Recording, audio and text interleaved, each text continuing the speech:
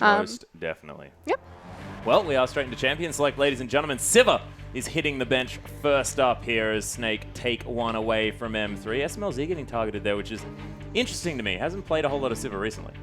I mean, it was also one of his most played champions. He is a legacy Caitlyn player, and he did have kind of a short stint where he was playing exclusively Caitlyn, although the Sivir has come back into his rotation, into his hand. Still very curious that they would decide to prioritize Sivir on the ban. Yeah. Did Masters 3 not ban? Nope, yep. They forgot. It's cool. We can talk about Dade versus you. Yeah, we can. I'm versing Dade. Oh, goodness me, that sounds terrifying. That you was versus Dade. Awful pun. Yeah, I know. Well, look, it has to happen at least once, and it's just been said so many times. Okay, out of my system. We're going to be A-okay. We are getting straight into it, though, because, of course, Champ Select, a little bit of a fumble, but we are getting everything sorted out. Of course, just a bit of forgetfulness between some of these players. What am I doing? What champion am I banning? Yeah, where am I? What is this? Okay, nailed it. Dade versus you. We talked about ZZR versus Condi. No doubt that's important, but my featured matchup is into this mid lane as, again, we get back into Champion Select. Yeah. Dade, known as one of the best team fighting mid laners in the world, taking on who I consider the best team fighting mid laner in the LPL. Above Rookie, above Godv, above Pawn, I think you is the best team fighting mid laner in the LPL. And we actually saw that on display yesterday, I believe. Yesterday or the day before, of course, when they managed to get their 2-0, not their 2-0 victory, the one before that where they split 1-1. Of course, Snake still looking fantastic throughout as far as that team fighting is concerned, and it was on the back of Yu's Azir play. But we are getting straight into this one. Janna being picked up first off here for Ella on the side of Snake, and M3 still making some decisions. Condi with his Rek'Sai left open. They banned away the Gragas as well as the Ryze Kalista, the standard red side bans, but it's going to be Cassidy and Ezreal who followed up. So Dade getting a bunch of focus, and you can see already picking away the Braum. What is fairly interesting about the purple side bans is Gragas being banned away. It is still a high priority ban, but typically red side staple is Echo, Kalista, and Ryze. So Echo is left and available. No surprise that Condi's not going to pick that one up. It's not a champion that he's looked good on or been comfortable with. Again, Lee Sin, Rek'Sai. But you lose one of your primary big resets and disengage, and then Snake pick up the only other big one left in the game with the Janna Monsoon on priority pick. Yeah, well, they've got the Janna Monsoon and now the Emperor's Divide as well, and it looks like they're considering taking away this Vayne for Martin, so a lot of fight reset potential and displacement as well. Getting Vayne into a situation where she can hammer on just one person is definitely a very good idea. So Snake already showing exactly what they want to do this game. We'll see what M3 do to respond. If he doesn't go Caitlyn, I'd actually be really shocked, just because, again, SMLZ is a legacy Caitlyn player. Caitlyn, Kog'Maw would work. Similar vibe. Of course, you just have a smaller window to have all of that gigantic range. It's a little bit scary, though, because you still don't have the same type of disengage. So look at how much space Snake have already started creating for Vayne. Like you said, taking the Emperor's Divide, having the Monsoon. They have probably the two best left disengages in the game to let this Vayne just go crazy. You do have a bit of backline threat with Kog'Maw just because of his reach on his W and how putting points into that will increase his range. Will be locked in, as well as the Rek'Sai. Anytime he has flash, the threat that Condi can get back there and disrupt. But with Sivir off the board, still very scary that M3 might not have enough tools to deal with the disengage that Snake have already drafted. Yeah, may not necessarily be able to get in, as it were, but Snake now considering their jungle and top lane picks here, and I actually like the hover of this Gnar at the moment. Of course, Gnar pairs greatly with Azir, but also taking it away from Looper. Yeah, no, I completely agree. Looper's a fantastic Gnar. It's one of his highest played champions. I just realized that our mid lane pick is Azir and Victor, and if you remember Atlas upstairs, we were talking about, who do you think Dade and you are going to play? I was like, I'd love to see Victor versus Azir, because both these mid laners are incredibly good at 5v5 team fighting. If you think about Dade, known as the Spring King, his whole thing, what he was known for, is that he would hold cooldowns, he would be patient enough with them and use them at the perfect time to not only change the course of a team fight, but change the course of a game. It's kind of like under pressure, Dade would come out and make the best case scenario play, and both these champions, Azir and Victor, have so much power and potential to do that. Yeah, and it was really interesting having this discussion as well, because you spoke about the fact that you, very, very strong team fighting mid laner, and Dade, of course, used to be sort of the height of team fighting there in the mid lane. So sort of now it's you sort of picking picking up what Dade sort of left off, and Dade's actually improved a whole lot in the laning phase. Yeah, no, I completely agree. It's now an issue about consistency, and so the difference between these two teams is where they're standing right now. Masters 3 are your playoff guards, sitting at 22 points, especially because they didn't pick up a single point yesterday in their set against Invictus Gaming. And Dade just hasn't been consistent. I mean, that said, in Korea, you were playing a lot less games when Dade was kind of in his height of the OGN, you know, having both those titles on two different teams. In the LPL, each team is playing 44 games, so you're getting more exposure to Dade in this type of format, so maybe a little bit of experimentation. But just the issue is he hasn't been consistent, and that's shown in Masters 3 results. Well, Lupa is going to pick up the Maokai here to take into the top lane against Flandre's Gnar. Of course, Flandre known for being very, very aggressive, so Lupa sort of conceding that lane just a little bit. But Maokai not often shoved out too far, just because that passive pretty handy for keeping yourself topped up. But I'm interested to see ZZR on the Echo, because that was, of course, something that Beast was more than happy to play, but haven't seen it as much out of ZZR. Yeah, you're absolutely right. He was able to also take it very late into the draft phase because, again, they know that Condi isn't going to prioritize Echo. They know that it's going to be the Rek'Sai or the Lee Sin. And so the fact that it allowed them, again, to pick up Janna as a priority, knowing that they could get the Echo down the line. Unfortunately, they're not able to pick up the Victor Echo synergy, but Azir Echo is still very strong. Yeah, it certainly is. And the fact that Echo as well can control a lot of space. We were talking about making sure that Vayne can stay safe in these fights. That's another tool in the parallel convergence to create that situation. Flandre, you can see, up against Lupa on the tree in the top lane. We'll see how that one goes, whether we're going to get a lane swap or not, as ZZR takes the Echo into the Rek'Sai of Condi. And we just talk about how ZZR, you know, the upgrade over Beast, and that he's a little bit more meta resistant, or at least fitting better into this meta. But this is the matchup that I want to talk about, that I'm excited about. You versus Dade, Azir versus Victor. And we'll have to see how that one plays out as well. Of course, the laning phase not going to give us too much in this game, I don't think. I have a feeling because it's Dade versus you. Exactly. It's not exactly laning phase focused players, but as soon as these skirmishes, these team fights start breaking out, that's when everything is going to be a big deal. The only Western guy in the audience, hey man. That's the way. My goodness. That's the way to say it, Western guy. Yeah, he was the only Western guy in the audience. I don't know what he was doing over there. Looks like he's having a fantastic time, though, as we hop into this game. Well, and speaking of which, let's waste no more time. Let's get onto the Rift.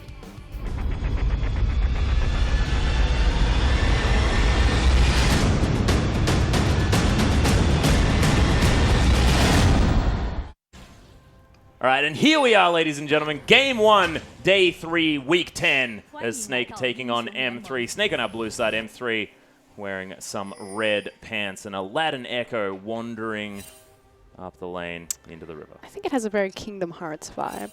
Oh, yeah. That skin, he's got like the Sora pants, the Sora shoes. I can feel it. I can feel it. I digress. Dade versus you. So I made a really bold statement calling you the best team fighting mid laner in the LPL right now, which I think is fairly apt. If you look about Snake's, you know, most recent kind of trend to victories, especially their set against OMG, how it came down to one team fight effectively into the late game. And that's something that Snake have always been very good, is their 5v5. But just how you has changed that dynamic and made it so much scarier, because Flandre is going to be Flandre. He's going to get into that backline. He's going to run rampant. Before, you had Baka, who pretty much played Xerath, and Xerath, and Xerath. And Azir. And Xerath. And Lulu. And Xerath. You offer so much more control, much larger champion pool, and the control really opens up an AD carry like Martin, because Martin is position-based. He's more closer to kind of, if you think about Wei Xiao style versus Uzi style, or Name style versus Uzi style, Def style versus M style. How many different players can I get in there? He's position-based. So your zone control mid laner is going to empower you to be able to make that change into your roster versus someone like Crystal, who it's all about that hyper carry. Yeah. And that aggression. And all about getting all of the resources from his team as well, and hard carrying in these team fights where everybody else was a peeler. Seems to be a little bit the vibe of the team moving forward. Luffy, you can see, taking down some puppies there, as Condi's going to start over on his red buff, all on his lonesome. Flandre keeping ZZR company on their jungle trek. Dade getting the better of this initial lane phase. Something like we talked about is that Dade's lane phase actually has gotten very good recently. He found, I'll always go back to his Vladimir solo kill on Xiaohu. Oh, yeah. And so that was good. Xiaohu's Jace as well. A fantastic sort of pick of his that he's shown a lot of success on. Didn't matter. The power of Vladimir in lane. do much. Although we can quickly talk about this bottom lane as well, as it looks like Martin and Ella actually have control of it. And again, anytime John is in a lane, it's about if you can use your shield aggressively or defensively. So making sure that you have control of the minion wave so that you can push forward and use the shield to trade versus forcing to be used the shield to eat damage. Yeah, and I think about a Vayne lane always as being a lane without much control over the minion waves. But you can see right now Martin able to auto-attack a lot and get these creeps down and create a push there on the bottom side, meaning that they'll grab that level 2 a little bit faster and stay out of trouble here, as Looper actually going aggressive onto Flandre, who heads into the Mega Gnar form. But you can see Looper not pulling any punches this morning. It was really smart of Looper, knowing that he had the level 3 versus the level 2 advantage, and likewise the fact that Mega Gnar form was there, knowing that he was melee. So he was able to go in, knowing that he had more abilities because he's level 3, that he can out-trade Mega Gnar and then walk away. And because he's Mega Gnar, he can't follow it up with any ranged auto attacks, which would obviously get the best of Maokai. Yeah. So just like a really smart split-second decision for Looper to find a really high advantage in this lane. Ooh, Condi looking for Flandre here. Preyseeker doesn't find him. There's the flash. Oh, immediately flashed by Flandre. That reaction speed was amazing.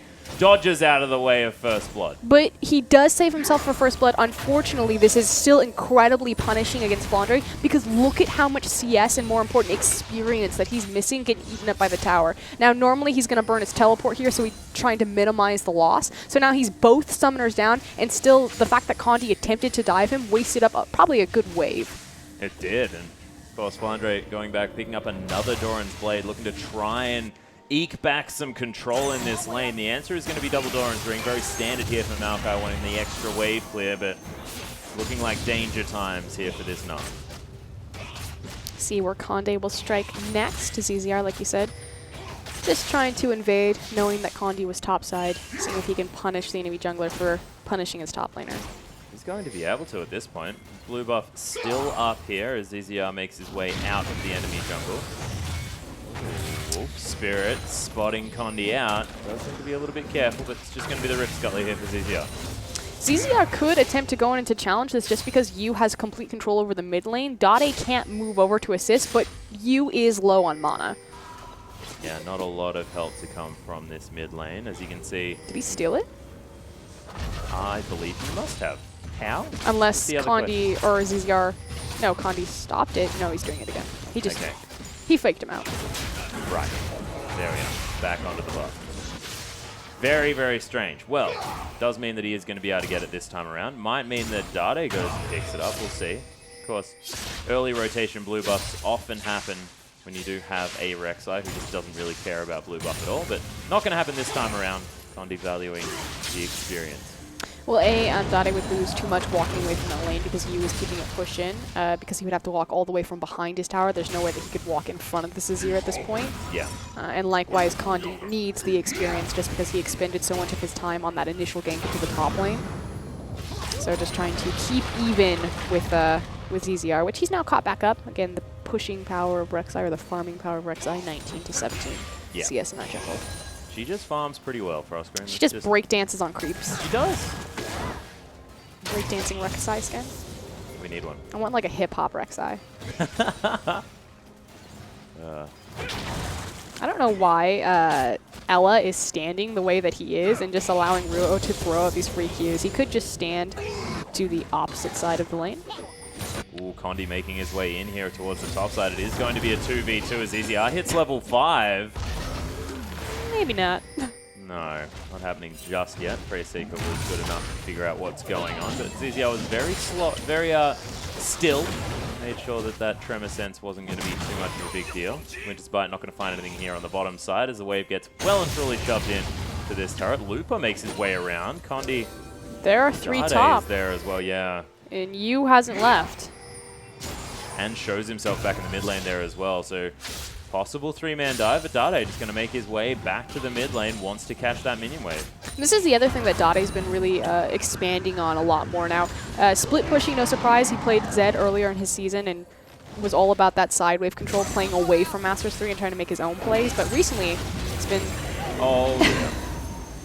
He's been moving around from his lane a little bit more. That was really unfortunate in the top lane. Severe. Well, oh, in goes you. There's the Emperor's Divide back into the wall. Condemn instantly dead is the Cogmore. Is now Martin trying to continue on. Ruo's going to go down. Double kill for the Vayne. And as I talk about Dade moving around a little bit more from his lane, unfortunately he goes top. He doesn't find anything. You pushes the wave out, chases away from Vision, and finds the double assist on the bottom side. And that was just perfect placement of that Emperor's Divide as well. Everything about that was fantastic. The fact that he managed to flash into it, get both Cogmore and Braum, who aren't all that mobile, especially, you know, Braum when he doesn't have something he can move past. And you can't get through an Emperor's Divide wall with the stand behind me. Here we are. We're going to have a replay of that. You're absolutely right. Just the perfect placement, using the flash in tandem with his gap closer just to put himself right in front of them. And like you said, they have no tools, nothing on any of their kits to help them against that. But it was set up by the fact that Dade leaving the lane meant that there was no wave pressure. You was able to push the wave forward. Yeah. Vision was dropped on him and make his way down the river. But I just love the fact, you know, Dade went top. You mirrored him and went bottom. They're doing exactly the same thing. It's just that you was a little bit more successful. And by a little bit, I mean 2 kills. Yeah, the 2-0 victory. As far as that one is concerned, of course, Flandre whiffing the ultimate entirely at that stage. You can see he's gone back, picked himself up a Fiendish Codex, and of course, the Amplifying Tome. So you can see those Sand Soldiers starting to do some work here against Dade. Has managed to catch up in farm, of course, with you heading towards the bottom side. Meant that he got in there, but look, it doesn't mean too much when there's a couple of assists sitting on the Azir, and Condi looking to try and answer what is a relatively strong Azir at this point.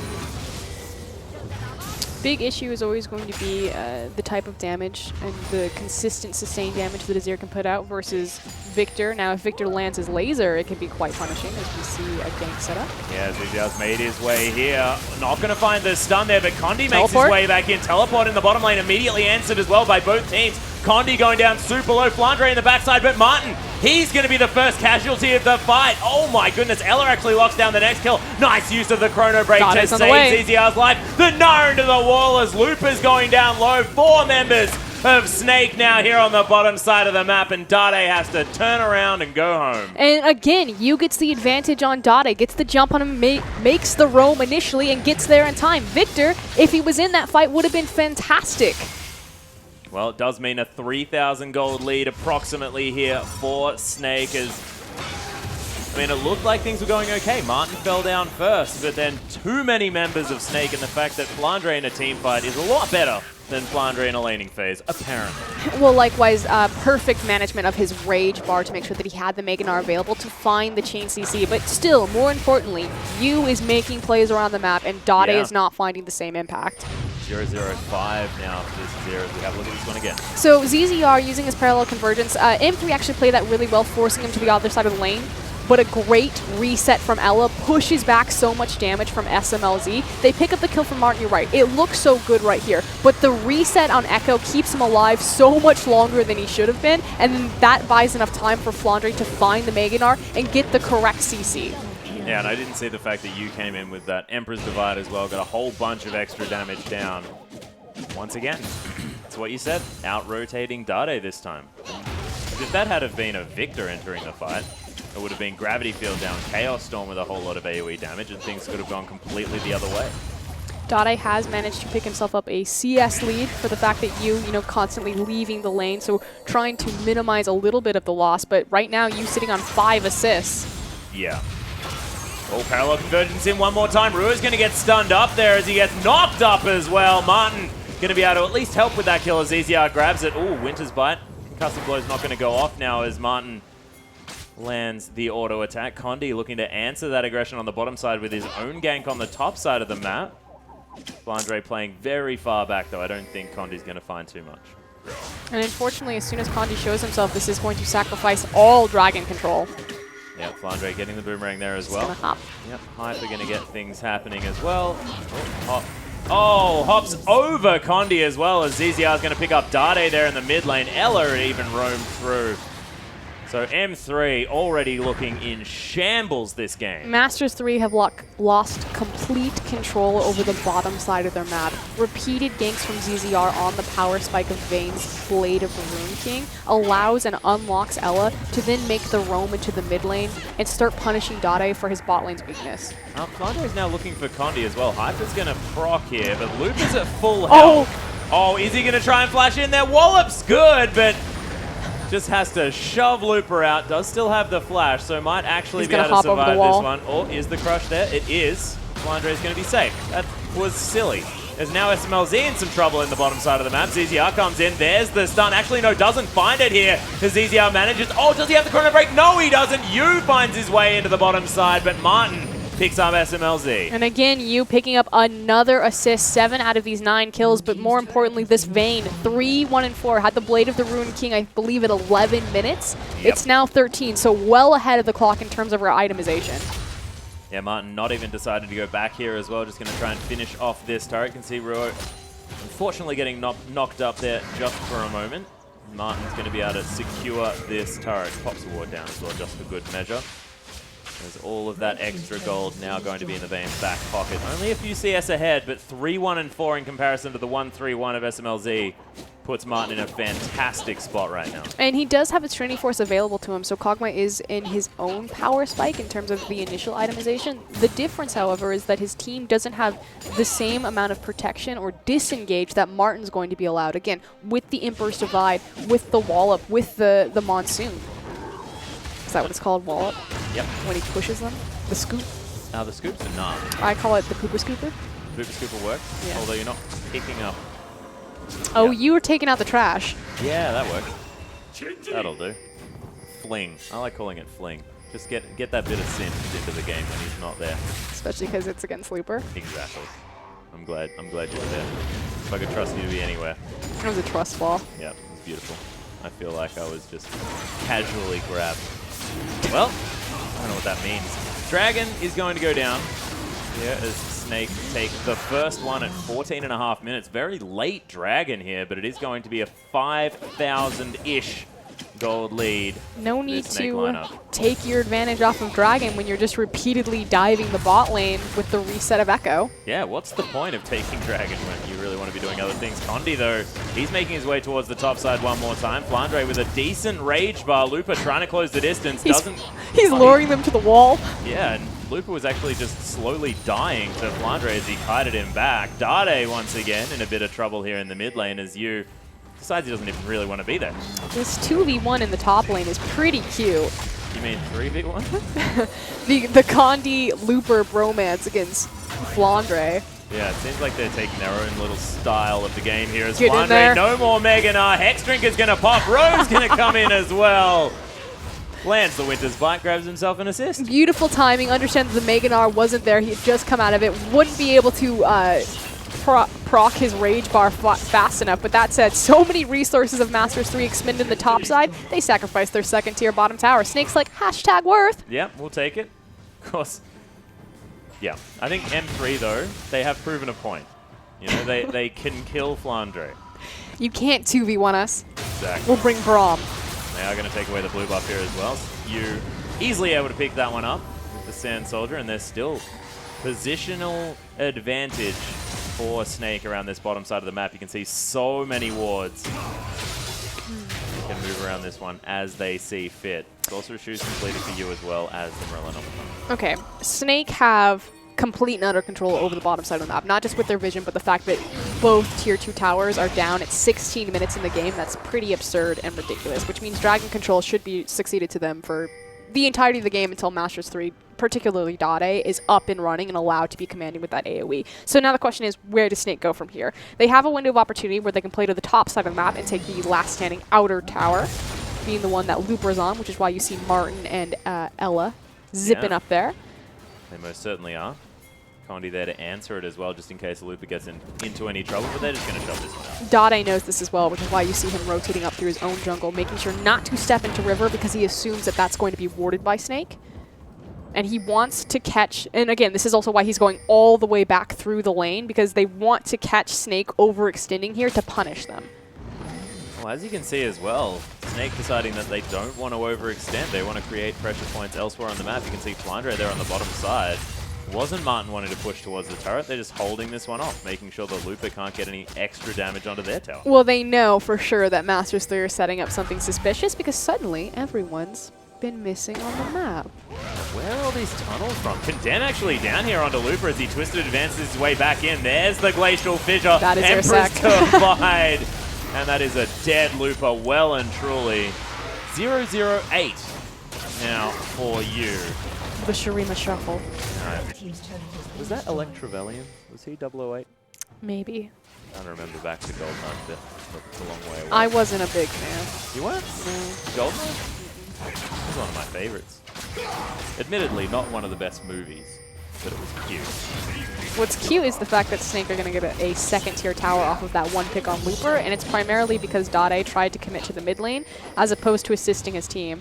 Dade sitting 0-1-0 right now to use 0-0-8, and that's been the story of this game. And it hasn't been about getting kills either for you. It's been the fact that just he's making the able impact to get everywhere before Dade. Exactly right. And yeah, Azir is more mobile than Victor just because he does have his gap closer, his ability to kind of sneak over walls, things like that. But the big case is the fact that bot lane lost so much control with the initial roam because Dade committed to the top side of the map. Flandre, able to eat up all of those resources from Masters 3, allowed you to get the push advantage, disappear into Fog of War, and start that snowball, which was then immediately followed up by ZZR with back-to-back ganks. So just that one misstep of trying to focus down Flandre really led to M3's undoing. Oh, in goes you as well. Manages to get Dade there as the auto attacks of these Sand Soldiers doing work. Ella comes in, steals the kill. What a jerk. You, 0-0-9. Not going to get another kill, not on Ella's watch. Yep, 009. That was the guy that died in almost every James Bond as well. That's not what you want. Red shirt. Yeah. See, I don't know James Bond, but I can hit you with the Star Trek. Oh, well, I don't know whether we need to be beamed up that fast, buddy. Okay. I respect. I got audible groans from the speaker, so I understand what I did wrong. M3 looking to defend under this turret. Luca taking a lot of damage from you as he has an Abyssal Scepter now as well. A lot of magic damage actually on offer from this M3 side, meaning that you're basically untouchable at this point. He is running out of mana, however, so they won't be able to keep the siege up for long, especially because Dade is back up in position. He's the primary wave clear for Masters 3. So this is just about Snake creating multiple pressure points across the map in terms of top wave, mid wave, bot wave, before they peel back onto this dragon, grab the dragon, reset, probably move their vision to Baron, and start bait that. Oh my goodness, Martin in with the condemn onto Unless Condi. Already Condi takes gets half caught. of his health. Yep, Yu's going to pick up his first kill of the game. Well deserved there as well as ZZR going very aggressive. Flandre not going to flash for anything. Does have the Nara available if he wants it. And it looks like they're going to set up the siege one more time. They don't have mana resources. Okay, Yeah, they're they just don't going to have a go whole for lot. it. They're strong enough. I'll give it to them. We got 10k gold lead at 20 minutes into this game. Parallel Convergence is there as well for the zoning capability. And this tower does not last very long at all. Snake able to lock down the last remaining inner tower. Only inhibitor towers left here for M3, who are in desperate need of a break this game. Big issue was Condi getting caught out there. There was no reason for his positioning to be on that side of the tower. He just needed to be behind his team and to provide anti-dive threat to allow Dade to sit there and wave clear. But there goes the dragon. Again, Snake in the driver's seat right now. The afterthought dragon, we like to call it. Frozen Heart completed for Luca though. He's starting to get some items. Dade just needs to complete the recipe for his Rabbidan's death cap, but he's so far behind. Flandre getting aggressed on here. Yep. Just Nas Condi out of there. Everyone's looking for it. Flash is going to be expended. Good attempt from Dade to step forward and set the gravitational field into the choke point to force the flash out of Flandre. But here we go. So they took Dragon, they reset, ping goes to Baron. Well, it looks like Snake with so much of this control. Of course, all of their towers still up, ladies and gentlemen. 6-0, 10,000 gold lead. And with so much map control, you may as well at least set up for a Baron. We talked about, you know, the U versus Dade, and unfortunately I feel like this isn't a fair comparison just because Dade never really got the chance to show off a big 5v5. That said, really neither did you, since the gold disparity between these teams snowballed so hard from bottom lane play. And we've also given you a lot of props for his ability to team fight whilst behind. It's not necessarily these sort of snowball fights that are where you really shows his worth for the team. And he's gotten a lot of practice on that because recently Snake's mid-game has been, to put it lightly, atrocious. Yeah. Their macro mid-game decision-making has been fairly weak, so it's very comforting. Of course, they had a huge gold lead, and it's very easy to make plays when you're this far ahead. Yeah. But this is much more proactive and much more clean, clinical of a game from Snake, and so that's encouraging to see. Even though that this is such a one-sided match right now in terms of the gold, Snake are playing this much more matured, or as I say that, they've set up their vision around the back of Baron, but they're still not quite baiting it yet. Yeah, nor are they doing it yet either. They do have Flandre, teleport on Flandre though. Yeah, Flandre should be in the bottom side taking care of that wave right now. So again, here we go. Mid-game, macro shot calling a little bit wonky. Yeah, that wave looks like it's pushing out here a little bit for M3 as well. Suntower going to fall down. Oh, that looks like an aggressive move by you, but we are going to step away from it for now as Dade's getting aggressed on so hard by Flandre. Nails the Gnar that time around, and he's going to get singled out. Parallel convergence there, forcing the flash out of Looper. Boulder toss lands as well as Flandre makes his way in. He's all the way over the wall. Does have the ultimate available if he needs it, but they're able to follow it up and pick up the kills as Snake now taking down 3 people. They could head back to the Baron if they want to. Maybe pick up some base. I stand by my decision to say that they could have played with the bottom wave and utilized the fact that they had teleport. I'm guessing it's about to be a surrender. That's what it was. But Snake just do Snake things in typical fashion, and they sprint at the enemy team and force Masters 3 to fight them.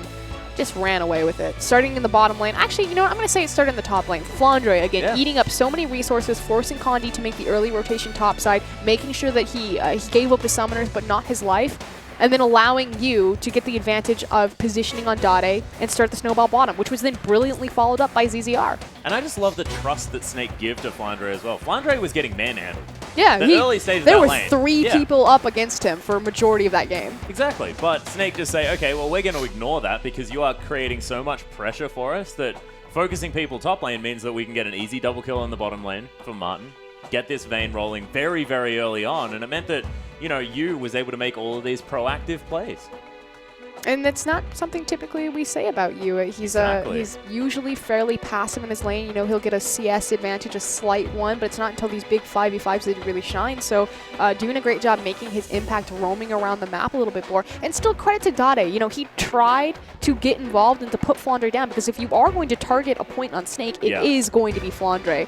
It's not that Masters 3, you know, picked the wrong target. They just didn't bring the tools to deal with it. Yeah, that's the point. And of course, Flandre very used to being a large focus from basically everyone that goes against Snake. He's well known as this guy that's able to go completely off if allowed to. He did that game. Exactly. Well, the thing is, like, he probably shouldn't have been able to because he had to use his flash very early, had to use his teleport very early, but he just didn't die.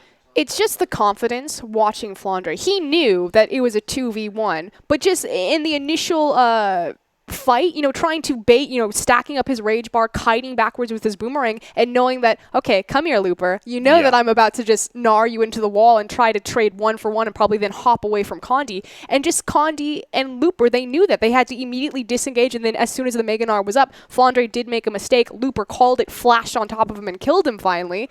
But it's just that cute little, you can see, I'm not going to call it arrogance, but just the confidence that Flandre knows, I can make the outplay here. But it's not even necessarily the outplay. He just knows that his team, they're already on the bottom side of the map taking 3 turrets in a row. Something like that, because it takes so long to actually lock down Flandre, the silly boy. Anyway, we are going to have Game 2 very, very soon, ladies and gentlemen. We'll see whether M3 can find one here against Snake.